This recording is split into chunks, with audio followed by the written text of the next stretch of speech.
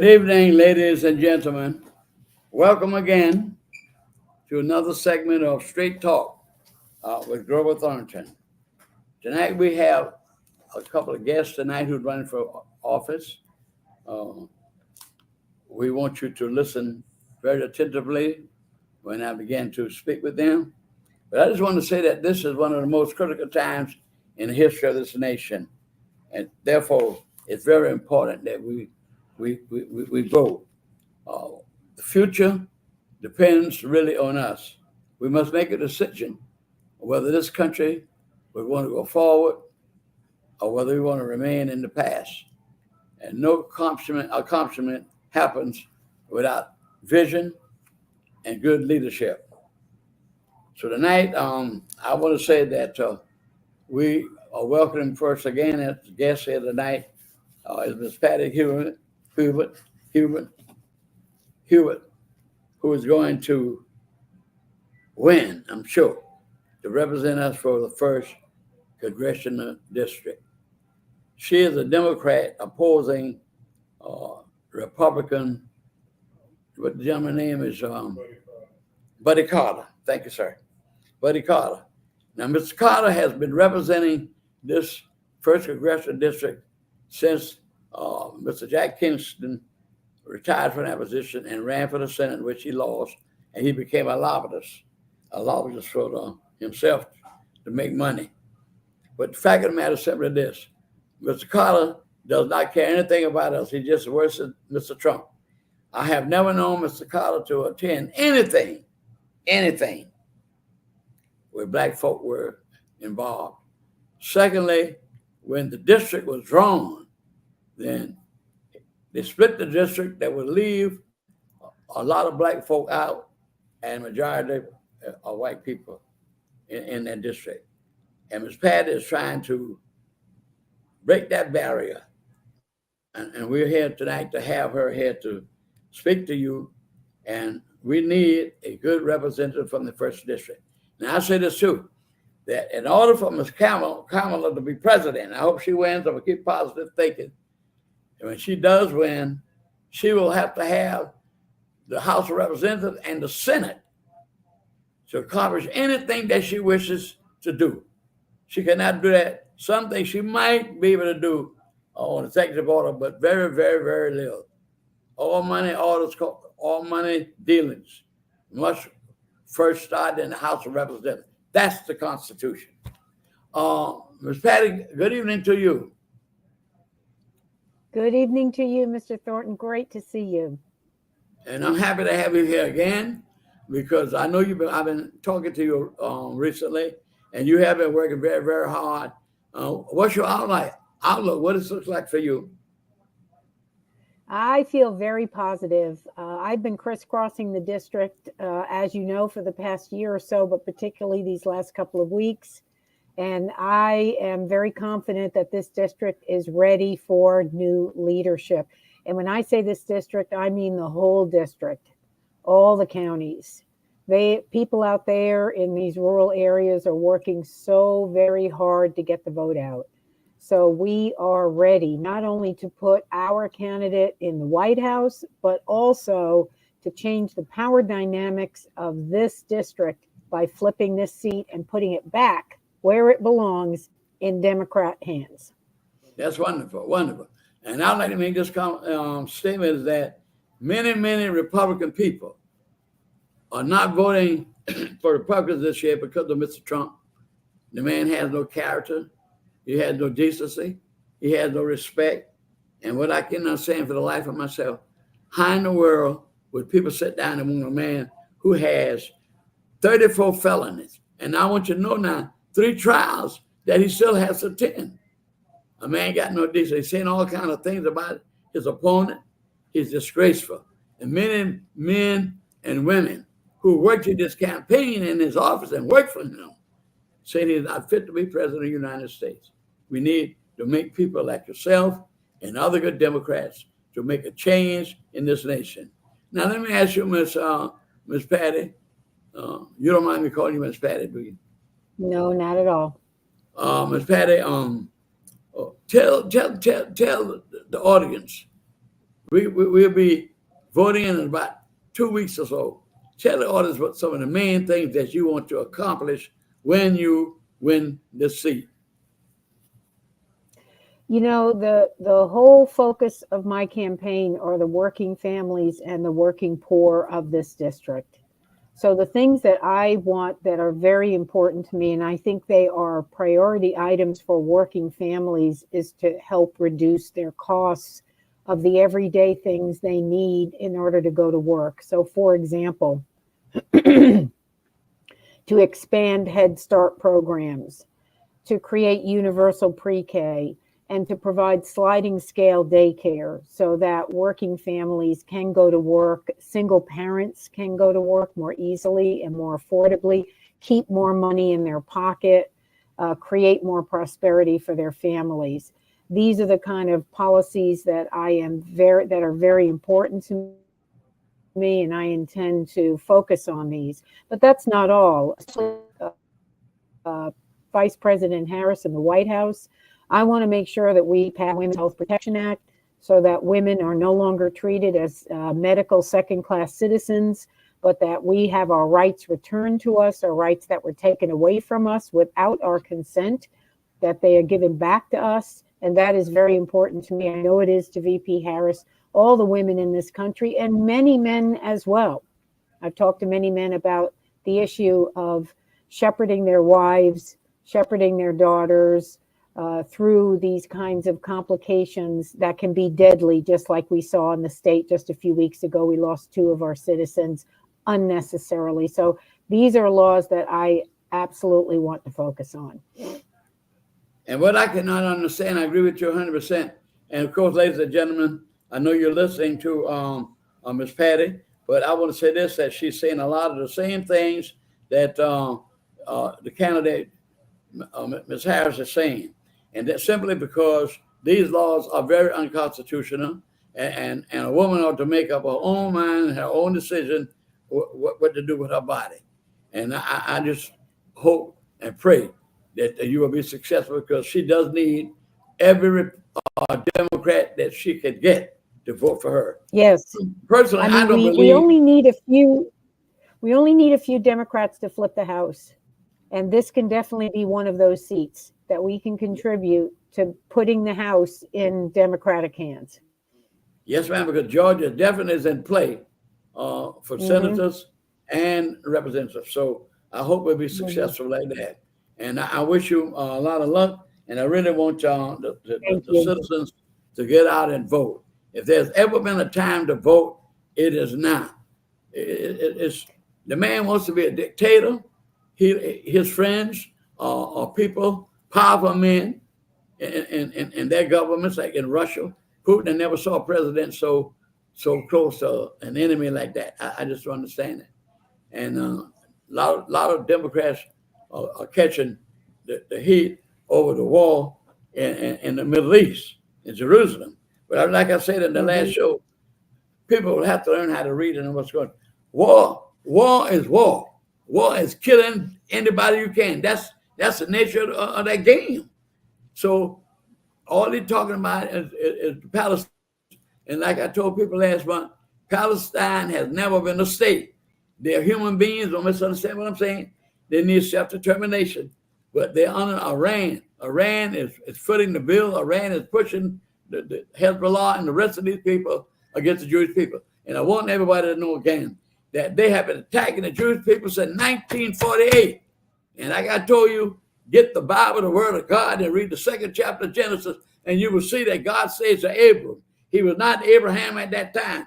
God later on during the time changed the name to Abraham, but his name was Abram. 2nd chapter of Genesis, the work of God, the Word of God. And here's what it says, quote, "This day I give you this land, from the land of Egypt to the river of Egypt to the river Euphrates." So that's number one. Number two, I'm not saying that this should not be compassionate to the people in Gaza. And I always say, why would Gaza, the Palestinians, let these people come into their nation and cause all this violence and disturbance? Because Iran, and you will be a very good help to this president when she wins, because all of this depends on our government, state government, approving any negotiations that they may come into existence. What you're saying really should remind us all what is at stake in this election with regards to leadership. The world is a volatile place. There is a lot of danger and risk out in the world these days. There's a lot of instability. And we need a sure, experienced hand at the helm of the largest, richest, and most powerful country on the face of the earth, which is the United States. We cannot put our country in the hands of someone like Donald Trump and his vice president, both of whom have proven themselves to be unstable and untethered from reality or truth. We need a sure hand at the helm, and that is Kamala Harris and Tim Walz. And that is really the choice that we have to make today. So thank you for pointing that out. It's so very important. Voting starts October 15th, early voting. And if you want to find out more about me, you can find out more about me at Patty, PATTIFOR, Georgia.com. Well, I'm going to say this, and I know I'm going to say it again tonight with my other two guests, and that is this. I want these men, stop this foolishness about this lady, about Ms. Harris. Two of the tough women that I know in politics, and this nation can attest to that, and that is Ms. Golda Meir, both of these women are dead now, Ms. Golda Meir of Israel and Margaret Thatcher of England. They call her the Iron Lady. Both of these ladies were tough, and Ms. Harris is tough. Don't care what that stupid man, Mr. Trump, says. That man has a mental problem. I was listening last year when people were evaluating him. It was a psychiatrist, was a medical person, and a psychologist, which is a behavior person. And both of them say the same thing. The man has a mental problem. No question about it. He was talking all about himself, but he had not said one thing but what he want to do. And you're saying here tonight to the constituents in the first congested district, the things that you would like to do and accomplish with Ms. Harris. So I want to say this to you, ma'am, in conclusion, that I want them to get out and vote. I want these men to stop this foolishness and vote for this woman. First place, me being a black man, this lady being a black woman, he's bringing her down, calling all kinds of terrible things. She's not intelligent. How a woman going to get all those compliments if she wasn't intelligent? The man has a mental problem. All he talks about is himself. He never has to say one thing he want to do to uplift families, like you say. Child care. A lot of these women want to work, but they don't have anybody to keep their children. So we hope you much luck in this endeavor, ma'am. And I know that people are going to support you. And I really thank you for being on this program tonight and coming on to tell people your desire, things you want to accomplish, and be with the new elected president. I'm going to be positive she's going to be the next president and the first woman president. So we thank you very much. Mr. You want to say it? You want to say it? I just want to thank you. No, I just want to thank you. It is always an honor to be with you. It is always an honor to be on the show. Thank you so much for everything that you do in order to help educate the public. You're always educating, you're always teaching, and that is a wonderful, wonderful trait. Thank you so much. And thank you, everyone. Good luck to us all. Let's make sure that we get out and vote and bring somebody with you. Get out and vote and bring a friend. Yes, ma'am. Bye, everybody. Thank you very much again. Bye-bye. All right, then, ladies and gentlemen, at this moment, I'm going to take a little break, and we'll be right back. Hey there. Are you ready to amplify your voice and embrace your passion? Tune in to Our Black Media Network, where community comes first and every story matters. We're here 24/7, delivering powerful content on everything from financial literacy to the latest in sports and mental health. We are unapologetically real, reflecting the heartbeat of our community with programs that inspire, empower, and drive change. Join us on all major media platforms to celebrate our unique voices and advocate for the change we want to see. With over 50K monthly viewers, our network is your go-to destination for authentic, engaging content. Be a part of the movement. Be a part of the change. Tune in to Our Black Media Network today and let your voice be heard.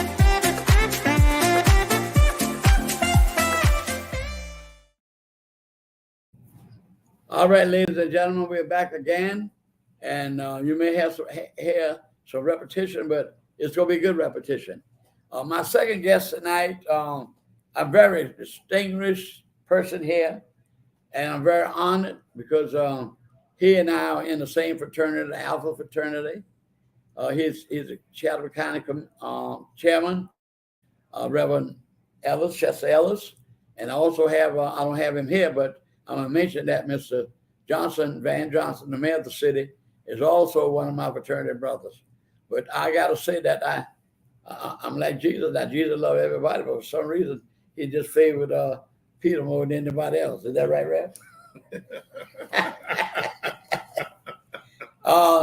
I'm just happy to have Reverend Ellis here tonight. Reverend, congratulations to you on your victory so far and coming into my show. Thank you, sir. It's an honor to have you, really. It's an honor in my home and an honor to have you, period. Yeah. But Reverend, I got to say this. I've been in this city a long time, and I know and have known many, many ministers because I've been working in this community since I was 17. And if the Lord God blessed me in 2 weeks, November's a good night, a good month for me. Like I told somebody, brother, like the other day, that November's a good month. She gonna win. And that's my birthday. All right. The Lord bless you, sir. I will celebrate your birthday. Celebrate my birthday. I'll be 91 years old if the Lord spare me. So every day he must have got me here this long, got me here for a purpose. I agree wholeheartedly. So happy to have you here. And you, sir, is running again in a re-election as chairman. And I want ladies and gentlemen to know that Reverend Ellis has a superb job as chairman and the second African-American person to hold this position. Now, Reverend Ellis, I'm a very candid person. That's why I'm not sure straight talk. I tell it like it is. And all my life since you've been in politics, I have never heard not one bad thing about you. Not. And I get around a lot of times. You know that. If you hear it, keep it to yourself. That's what I'm saying. But I'm just saying, it was bad, I'll be handed now. But you sort of remind me of Billy Graham. That man, nobody has all the years he's been preaching the gospel. Nothing was said bad about that man. But just, of course, the word of God said, be careful when everybody says about you. So sometimes I want people to say something bad about me. But just don't make it too bad. All right, Reverend, happy to have you. Tell us, Reverend Ellis, I know you're up for re-election. Tell us some of the things that, why people really should re-elect you again. Some of the things that you have accomplished since you've been into that position. Well, let me just say that I'm running on the theme, let the work I've done speak for me, and the work I'm doing speak for me. Yeah. One of the first things that I encountered in 2021, I took office in January, and in February, I had to go to the Pentagon to represent Chatham County. They will get the Air National Guard, the Air Guard, was about to close the Combat Readiness Center, which is located at Travis Field at the airport. And they were going to move that unit, the 165th Air Wing unit, they were going to move it to Colorado. Mm-hmm. Well, I went and joined forces with our two senators, all the congressmen in the state of Georgia, and we met with all the top brass from the Air Force, which the Air National Guard is under. And we were able to not only save the Combat Readiness Center, but we were able to get for the Combat Readiness Center $450 million for the new C-130Js. Now, the military used the C-130Js for one thing, but here's what Chatham County used the C-130J. They're the Hurricane Hunters. Okay. Those are the ones, and in fact, the two new ones that we already have in place were the ones who flew into our latest 3 hurricanes. Okay, and when I say the last 3, is because, one of them turned away. But we still had to have the barometric pressure and all the rest. And so those airmen fly the new C-130Js, which is the newer model, which can fly longer, all right, gather more data.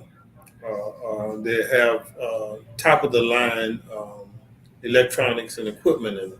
And so that serves Chatham County because we're able now to get more data during hurricane season.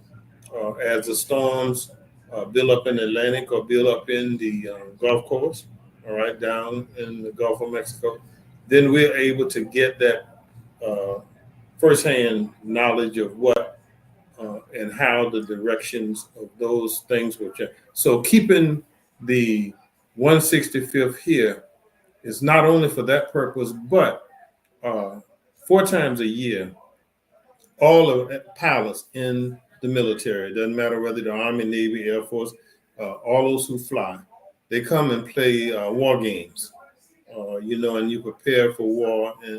And yeah. And so we have a 15-mile territory before you hit international waters off of the coast of Tybee.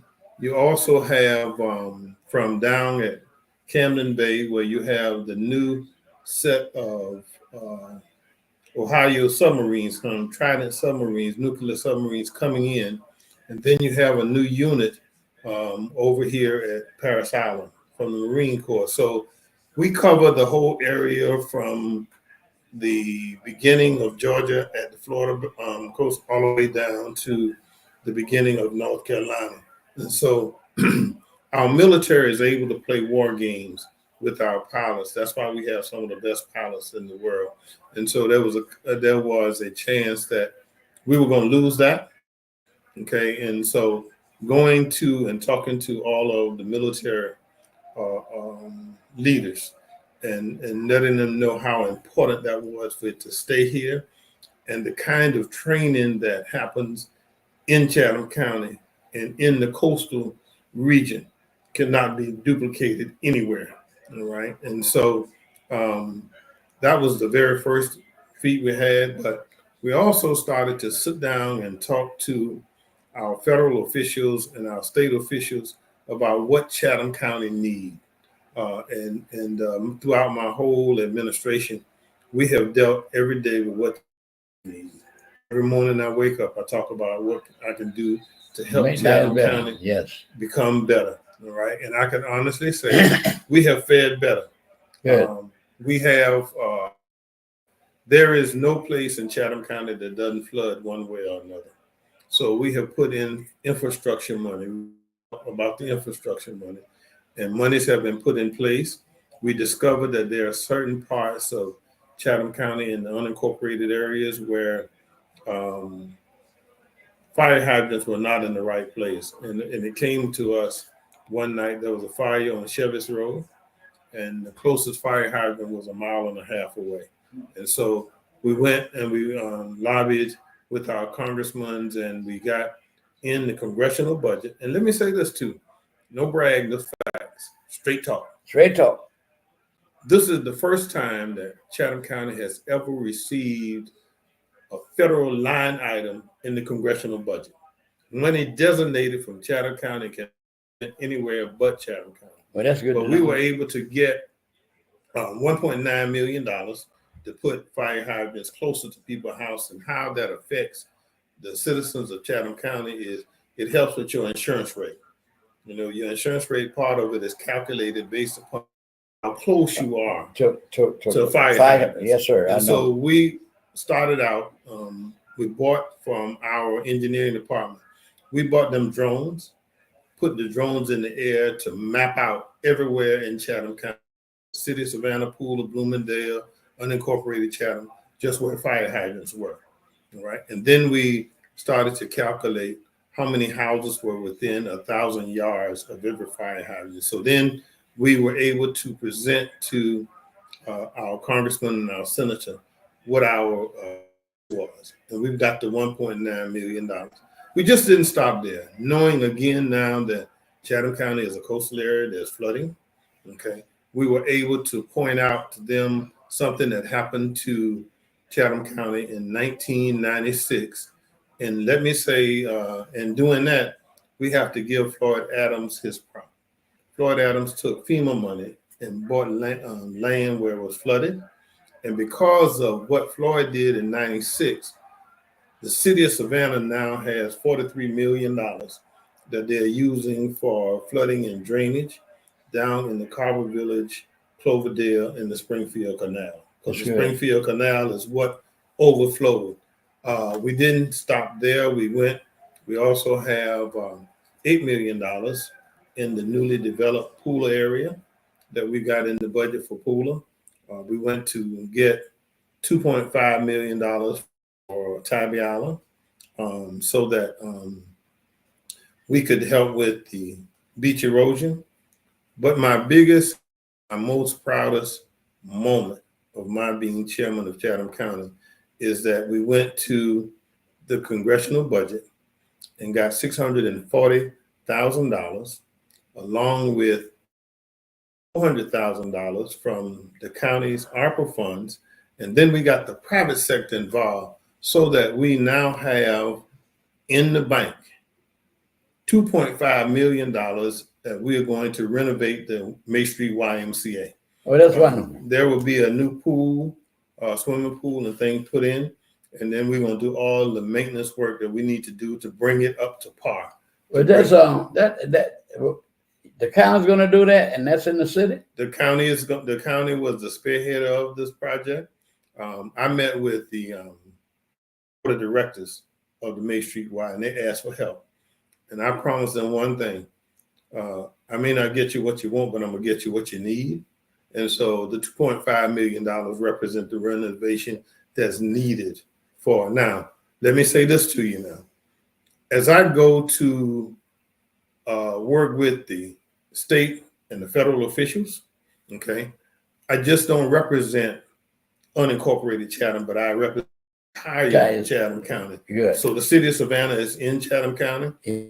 If I get money for Chatham County, it's for the city of Savannah. That's right? Excellent. Excellent. It does not bother me that what the territory is. What the territory. Right? It's just that we cover all 33 miles wide, or 27.7 miles long.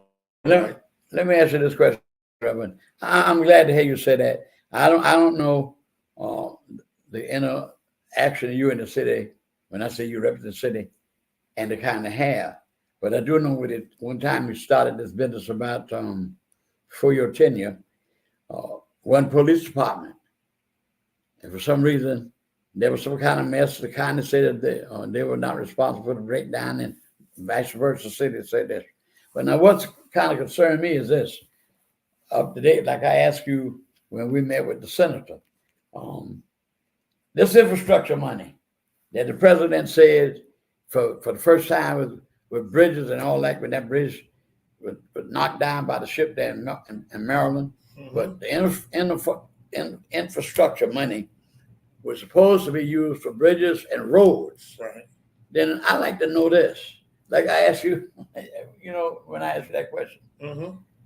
why the streets of Savannah are so broken up? Now, if you take on Montgomery Cross Road, going back from this way up to Abercorn, on the right-hand side, that whole stretch almost is bumpity. In my house, go to right to the left to the blinking light, make a right to go to Walgreens drugstore. Same area. Bumpity. 3 years I've been calling about that same thing. And when I'm driving my car, I stop. Well, you go think fast like that, you knock out your front end and all of that. If anybody behind me, too bad. I take my time, I go very, very slow. Mm-hmm. 3 years, that has not been done. So when I heard that the president got all this, and the Congress passed all this infrastructure money, I ride a lot of time on your area, everything's smooth. I don't see no broken streets nowhere. Live over there. Huh? You ought to live over where I live. They're broken streets now. No, I'm talking about this way. Mm-hmm. when I'm thinking about that. I know Okay. down in the black neighborhood, anywhere you go in the city, in the country, if they live there, something need to be done. Terrible, you know that black folk have always been the last person to get the things done. You know that. But it takes leadership like yourself that you represent not only the area, you bring the money into Savannah, Chatham County. Correct. That's what I'm saying. And let me say this now. In each one of them, we know we have 8 municipalities in Chatham County. Yes. All right. Whenever I go and I plead for money for all of Chatham County, Yeah. every municipality and the county have to do what they call an MOU, Memorandum of Understanding. All right. That's what the money is for and how it's going to be spent. Let me tell you that things in government don't overturn nights. All right. Because I've been fighting for infrastructure money for the last 3 years. This coming Tuesday, I'll leave here and go to DC and be in DC Tuesday, Wednesday, and Thursday. And I've got a meeting at the White House and then with the senator, with some congressmen. And it's about infrastructure money that we're trying to bring into Chatham County. We have made the first 2 cuts, all right? And that's the way federal money works. You have to get past the first cut, then you have to get past the second cut. Mm-hmm. The third cut is when you negotiate what monies you're going to get. I'm aiming for $53 billion, all right, for all of Chatham County. But let me ask you a question. Sure. Do you have a dialogue with the mayor on a lot of these issues? All the time. The city manager, you must understand this now, wherein I am the chairman, I'm also the CEO of the county. Yeah. When it comes to city government, the mayor, the city manager, Yeah, that right. manage things. Right? Yeah, I know that, but So that's we have to have those kind of conversation. And I can tell you, both on the state level and on the federal level, we sing one song. well, that's good. That's what I was And asking. I'm you. the spokesman for that song. That you do have the relationship Yes. because you like I said Oh, previously. we fuss and fight now. Tongue in cheek, Yeah. fuss and fight, but they don't get out. Okay. All right. So we're going to fuss and fight. We're going Because, to have some knockdown, in- drag outs. In my But judgment, in the end, what's best yes, for all of us? for all of us. That- Because in my judgment, it was a bad move, and it copied that pattern from Jacksonville, one police department. But I don't know where the breakdown came with the police department. They lost some money, as far as I'm concerned, because they had to restrike all those cars, take off one thing, put it in county police. You see what I'm saying? Well, we already had. Now, I walked into that. I'm just saying that. What I mean by I walked into that was when I was elected yes. as the 8th district representative. Well, I'm just saying The fight was on as to whether we were going to keep one police unit or whether we. But see what I'm trying to say, Reverend Ellis, is that the breakdown came for some reason I don't know. Mm-hmm. But I'm just saying the money that was wasted Mm-hmm. could have been avoided if there had been some kind of dialogue where there had been good communication between both of y'all. But at least you've taken that over, you move the county forward, and that's what's important.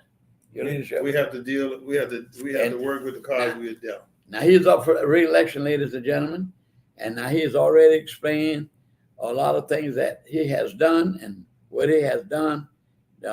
He should be re-elected. He's coming to you for the support, like we just said, the parties are voting. That's the only way we can get forward and do anything for any country to exist. The citizens participate to bring about the change, and that's where you come in. When you see people that are doing good leadership, that will move the county, Savannah, Chatham County forward, and that's exactly what you're doing.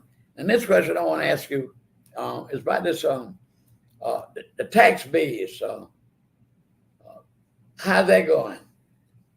We have been able to work within the taxes we collected. Yeah. Since I got since I became chairman, the tax base is still the same. We have not raised taxes on. In fact, one year we were year before last at the coming out of 22 going into 23, we were able to give a $500,000 rollback, okay, which helped. Yeah. But here's what the situation is: we roll back to where Chatham County has one of the lowest tax rates in the state. Well, that's Okay? great. And we did not raise taxes. But here's what happens with us as we come along, okay? Property value increase. See, Yeah. because property value is dealt upon supply and demand. Exactly. You know that there's a whole lot of demand for housing. We Very have much so. teachers now who work every day who can't afford a house. We have nurses. That's what the lady talked about being the president. That's right. We have first responders, firefighters who can't afford a house. So what the county did was we partnered with Habitat for Humanities. We went out to Port Wentworth. We bought 18 acres of land. 11 of those 18 acres will be Habitat housing in the Habitat model because we keep the price down. More people can afford them. Exactly. Right? And so by coming up with plans of that nature, yes, and we're in the process now of looking further into that to create more houses. I'll tell you one of the things that people don't realize is that right across the street from you where you live is Hunter. Yeah. Right outside your door, right across. That's right. All right. 70% of the soldiers who are stationed at Hunter have to live off base and can't live on base. All right. Their housing allowance for the military does not allow them to afford an apartment. 2-bedroom apartments now in Chatham County are running anywhere from $2,200 a month. It's a disgrace. To $3,200 a month. It's a disgrace. And their housing allowance is not that high. And so what we have done is we have gone in and talked with the military of how we can partner with the military to get housing for the soldiers, just like the teachers, just like the hospital workers, just like the first responders, just like the fire, and get the pricing down. And so the way we do that is that we get federal tax.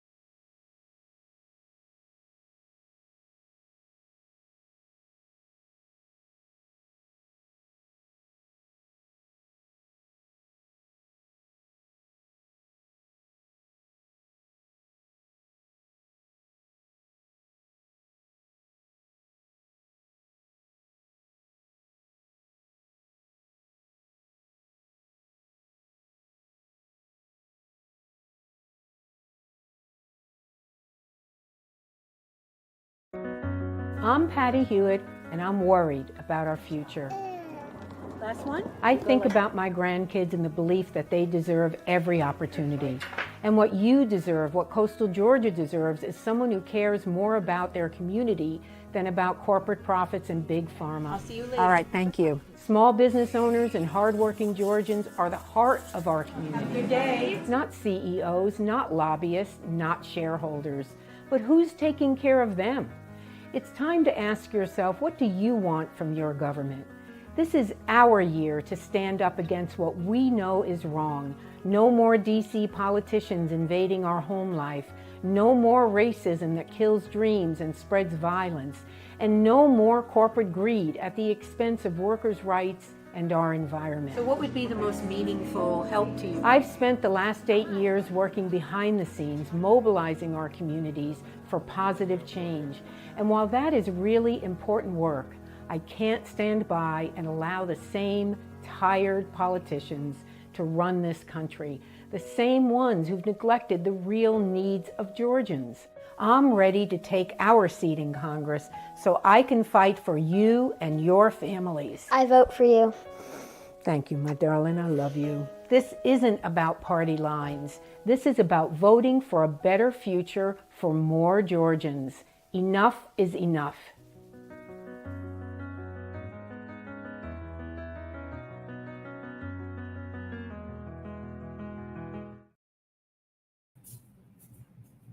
Okay.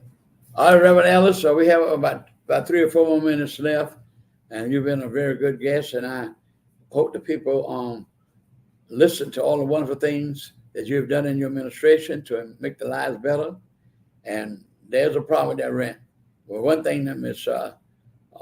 Kamala wants to do is to give everybody who apply for housing. That doesn't mean you got to have the job, you got to have the income, but she would give you a $25,000 advancement towards a home purchasing.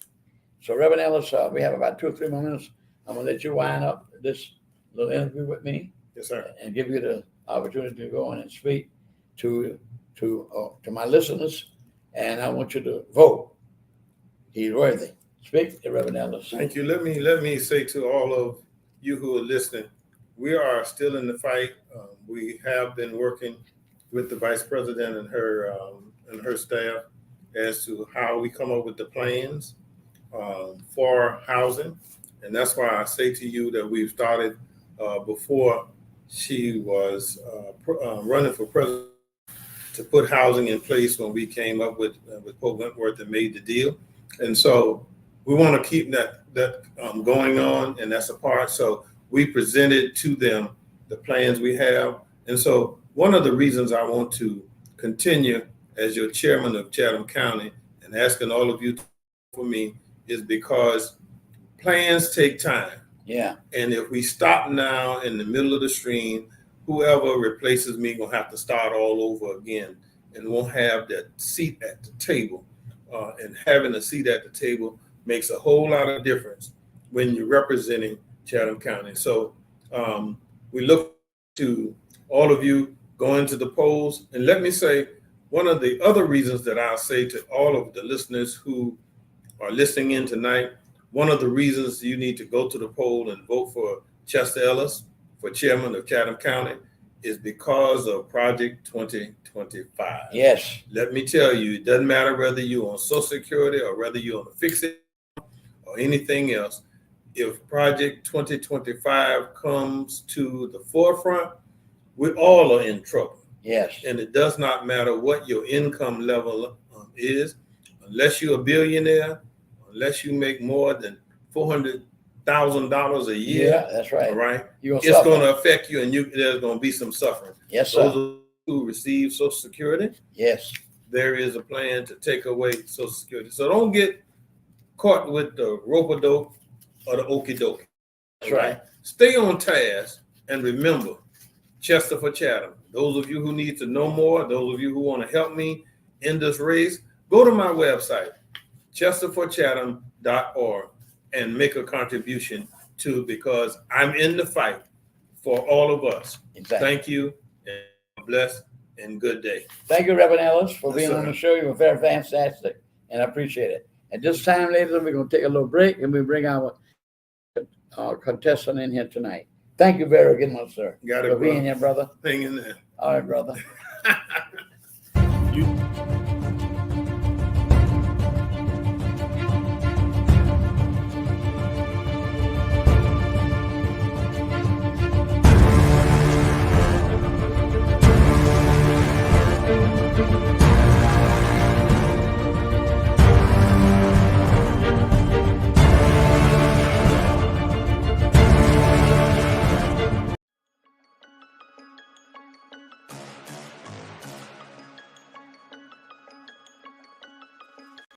Hello, I'm Richard Coleman, and I'm running for the office of Sheriff of Chatham County.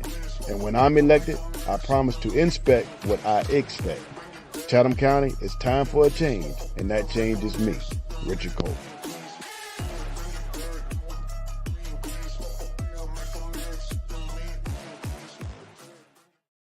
I'm ready with you. Yeah. Who that is? John. All right, ladies and gentlemen, I'm back on again after a little break. And I hope that we've had two fine contestants on here tonight, Ms. Hewitt and Reverend Dr. Ellis. And both of these people are counting on you to vote. And as I told you when I first came on the show tonight, this is the most critical time to vote in the history of America. This man wants to be a dictator. He wants to own everybody. He wants to say, fire this person, fire that person, if you don't do what he does. And that is this. He does things that he wants to do, and we got to stop that. He's not qualified to be president. And I know these two people that have been on the show tonight so far will be great leaders. We have the third guest of the night, and that is Mr. Coleman. Yes, sir. Nice to have you on the show, It's a Brother pleasure Coleman. to be here, Mr. Thornton. I worked very hard with the museum with his daddy, Yeah. fine gentleman. I think your daddy used to be a coach one Yes, time, sir. wasn't he? Johnson High School, 50 years athletic director. And he was athletic director of one of the schools, Saucy Johnson. Saucy Johnson, athletic director. And he has always been a good friend of mine. His daddy met his son when he ran for office, and he's in a runoff. Yes, sir. And it's a very important runoff. And I like to say this. I have been working in the community since I was 17 years old, and I'll soon will be 91. I have never known anybody that has not cared about this community like his daddy. His daddy had a great impact on children, young people, and as football coach and working in the school. But we've had 3 wonderful people that ran for sheriff. Now we've had mayors, county commissioners, representatives on the board of election, on the county commission, representative of city government. But we have never had a black sheriff. Sometimes I look at the television and I see these small communities have black sheriffs. Yes, sir. I mean, right here in Georgia. Right here in Georgia, yes. I was surprised like Pittsburgh, I think one. But I know in some communities we have sheriffs. That big old city has never had a black sheriff. It was in the 60s or 70s or 80s, whatever it was. Mr. Sam Williams, he's deceased now. I worked in his campaign. He ran for try to be the first black man to be sheriff. Yes. And that's number one. And then we had Mr. Mike Jones. Mr. MacArthur, isn't it? Mike Jones first. Well, I don't care about the order, but I'll go back to Mac Jones. And Yes. he was a candidate for sheriff, fine gentleman, Yes. personal friend of mine. Yes, sir. His wife was a principal of a school, That's correct. fine community man. Mhm. And now we had Mr. MacArthur. Yes, sir. He was the third person. All 3 of these gentlemen. Now, Mr. Williams was way back in the 60s or 70s, way back then. But I'm gonna say the one time I'm gonna use that terminology. Mr. MacArthur and Mr. Jones, both of those gentlemen. And of course, we have a fine gentleman sitting in my house, Thank you. in my den here, Mr. Coleman. Now, how you doing, Mr. Coleman? I'm doing fine, Mr. Groom. And how's your daddy doing tonight? He's doing fine. Fine. Give him my Yes, sir. regards. I know will. he's been ill in the hospital, but Yes. he's coming along He's wonderful. come a long way. Now you were running for and you were in a runoff campaign. Yes. Now I don't know. I never met Mr. Welcher. That's his name. Yeah. I understood he was a good man. I never met him, but I heard one time he was in the hospital very, very sick. Yes. And I understand he is out of the hospital for what I understood from some friend of mine, and that he's in a wheelchair. You heard anything about that? I've heard it, but I can't confirm it. But You can't confirm it. have heard I can't confirm it. But the only thing I'm saying, the person being in the wheelchair, and I know he's about 83 years old. That's correct. I remember hearing that on the television when he fell ill. But I wish the man well. Yes. I'm not wishing no bad luck on anybody other than Trump. I don't hide that. But because he's an evil man. And I would read the fifth song in the Bible, pick it up and read for yourself. But King David said, let death come upon those who are extremely evil. And that's what Trump can't get no more evil than him. But anyway, sir, I know you want to run for this office. And tell us, just give us, talk to the audience right quickly. What really motivated you to want to run for office? You're in a runoff and you got a chance to win. And tell us something differently that's being done now that's not right that you want to correct to make the system a better system as far as the sheriff office is concerned. Well, the whole thing in itself needs to be reordered, and restructured. We need to bring the sheriff's office up to 21st century law enforcement, 21st century law enforcement. And that consists of several things: improved jail conditions. The conditions of the jail are absolutely deplorable out there. There's a lot of concerns coming out of the community of how individuals are being treated, the lack of programs, the lack of need, the conditions of the food service, the conditions of the medical treatment. The staffing is low. Morale is low internally with the sheriff's office. You know, people are going on their lunch breaks and not coming back to work. It's just not a good situation overall at the Chatham County Sheriff's Office. And see, these are the things that I'm looking forward to address, looking forward to make improvements on, and to bring that sheriff office up into the 21st century. That also includes things such as stronger community engagement. You know, we've got to get back from law enforcement and reconnect with the community. And as the chief law enforcement officer of the county, we need that community engagement between law enforcement and the community. It makes for a better community. It helps with crime issues, and also helps with a safer and a more productive society. Mr. Coleman, I think when you was on the show last time, you were telling me something that you would like to do. Let me ask you this. Is that department getting enough money from the city to really run that jail? I think the budget is fine. From the last I checked, Mr. Thornton, the budget was about $56 million towards that jail. Now, the majority or percentage of that budget, the majority of that budget goes toward the jail itself. And then the other half goes toward what they call the enforcement bureau, the enforcement side. That's the civil service, the courts, where the people come in and knock on your door and serve you your papers and your warrants and that type of thing. But the majority of that budget goes to the jail. I know that when Colonel MacArthur Holmes was in charge as the jail administrator, that jail had credentials. Yes, a lot of people can hear you. When MacArthur Holmes was in charge of the jail, that jail had credentials and certifications. From my understanding, those things are not in place anymore. I'm not saying that for sure, but if they are not, then we're looking forward to getting that jail recertified, get those credentials back so we can receive that federal and funding that we need to offset costs and expenses at that jail. You know, I remember hearing one time on the television about Jacksonville. Yes. Maybe sometime we need to send our people down to other places and see how they run in this and how they operate in this. Now, I heard there was last year, I believe, or year before, one of the things they do in Jacksonville, if an individual is arrested, particularly a returnee, yes, revolving door yes. person, that person immediately evaluated mentally. Yes. What's your thinking on that? It's a big part. It's a big part. Right now, the Chatham County Detention Center is the leading provider in mental health services, and we can't be that. Those individuals don't need incarceration, Mr. Grove. They need treatment. They need help. Absolutely. Right. And so what's happening now is the taxpayers have been burning down, covering all these ridiculous costs of these individuals being incarcerated when they should be in facilities that's going to help them treat their conditions. And so the jail is not suited. The jail is not a hospital, right? It's not suited to treat those conditions. True. They need to be in places like the Regional and Gateway and these type of facilities that are set up for those. Yeah, but the jail can have them evaluated. Right. The jail can have a psychiatrist, right, medical, and have them evaluated, and then refer them to other agencies. Yes. See, the one thing I've always despised was that when these people in jail, I'm not talking about violent criminals. Right. We have so many men incarcerated ought to be out.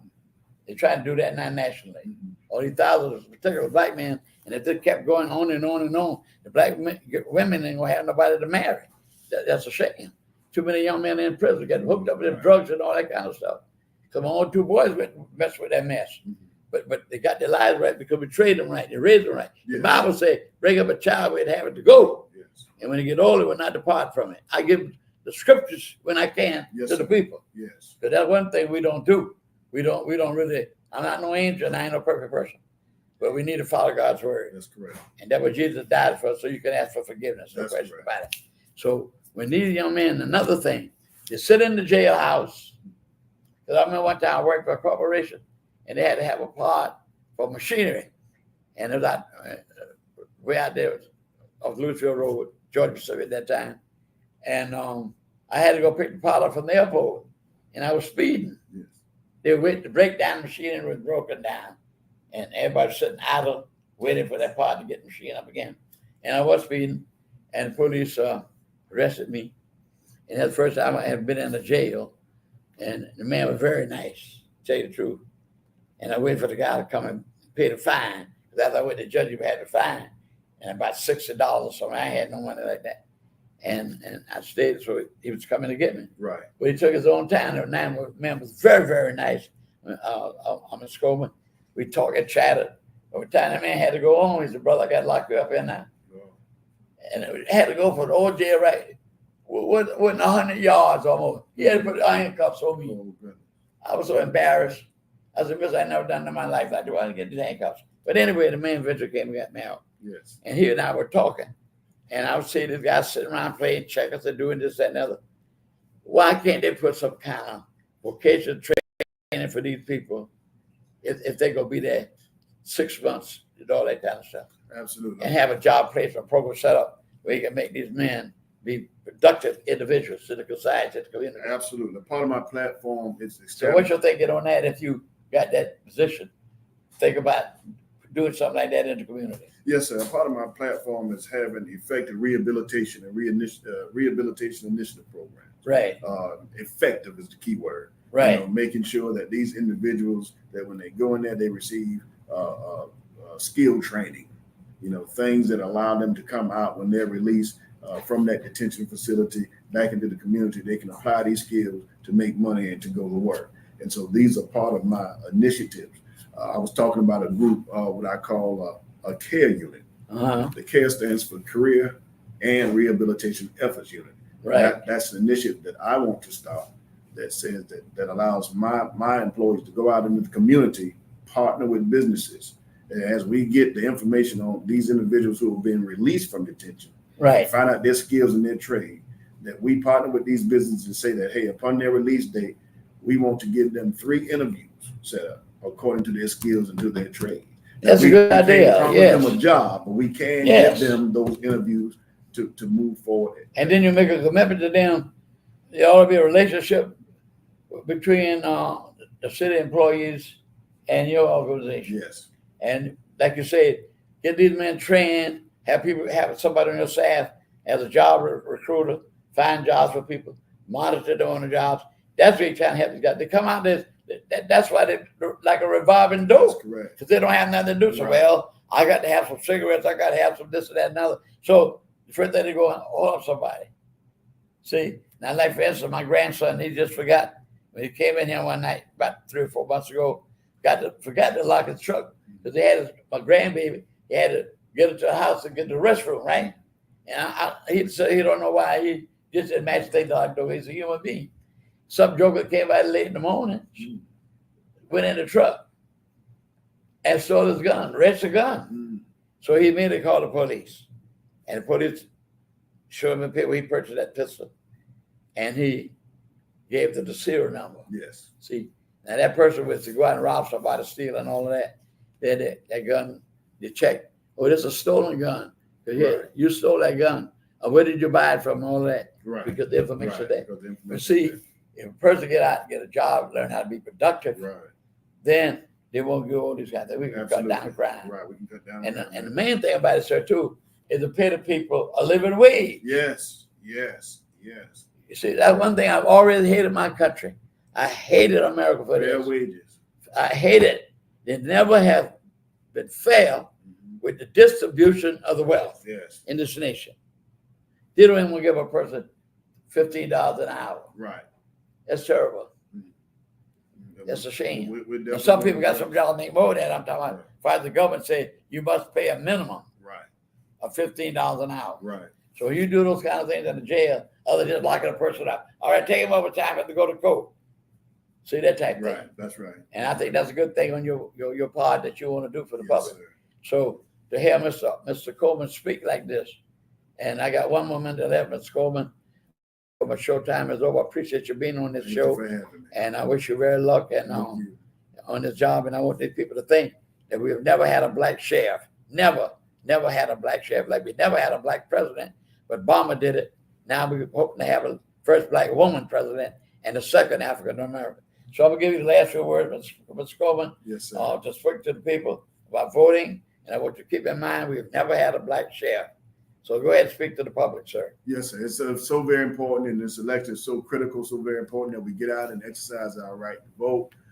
There's things from the federal level to the state level to our local level. There's so many issues that are so important that affect our lives as citizens of our community and as African Americans. And so I'm encouraging all voters, no matter what race or gender is, that you get out and that you vote. I, Richard Coleman, vote for Sheriff of Chatham County.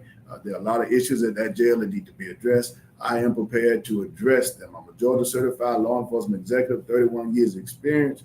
I have a master's degree in public administration and a bachelor's degree in criminal justice administration. I have the experience. I have the know-how to serve that jail and fulfill your need.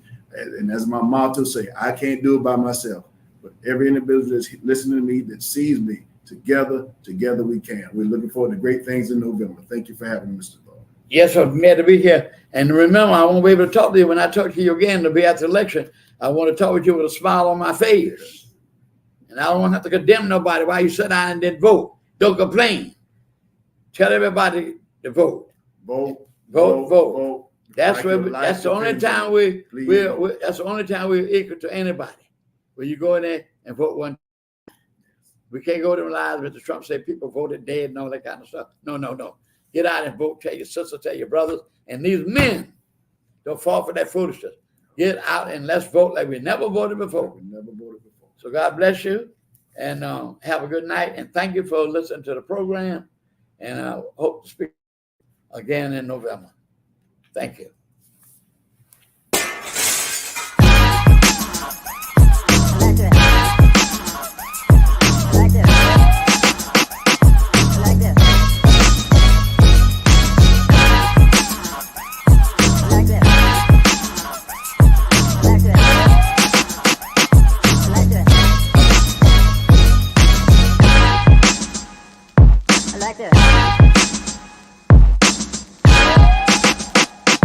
Like this.